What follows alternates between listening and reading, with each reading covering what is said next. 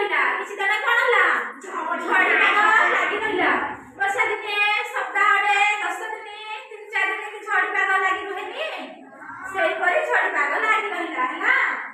ଝିଣ୍ଟିକା ଖାଇବାକୁ ନ ପାଇ ମନ ଦୁଃଖରେ ରହିଲା।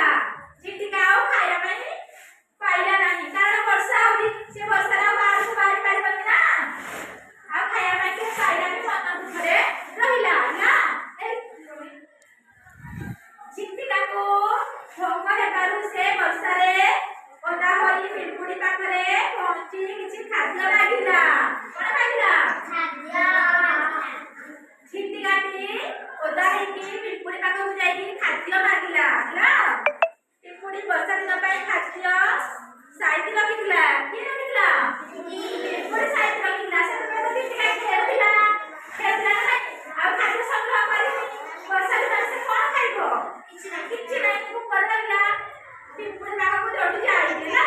ପିମ୍ପୁଡ଼ି ପାଖକୁ ଯାଇକି ଝିଣ୍ଟିକାଟି ଭୋକିଲା ରହିଥିବାର ଦେଖି ପିମ୍ପୁଡ଼ି ତାକୁ କିଛି ଖାଦ୍ୟ ଆଣିଦେଲା।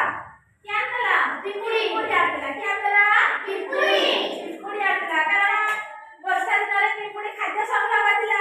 ଝିଣ୍ଟିକା ସେ ଖେଳୁଥିଲା ସେ ଆଉ ଖାଦ୍ୟ ସଂଗ୍ରହ କରିନି ସେଥିପାଇଁ ପିମ୍ପୁଡ଼ି ଝିଣ୍ଟିକାକୁ କିଛି ଖାଦ୍ୟ ଦେଲା ହେଲା। ପିମ୍ପୁଡ଼ିଟି ଝିଣ୍ଟିକାକୁ ବୁଝାଇ କହିଲା। କଣ କହିଲା? ବୁଝେଇକି କହିଲା ମୁଁ ଯେତେବେଳେ କହୁଥିଲି କିଛି ଖାଦ୍ୟ ସଂଗ୍ରହ କରିକି ରଖ ସେତେବେଳେ ମୋ କଥା ହସରେ ଉଡ଼େଇ ଦେଇଥିଲ ଏବେ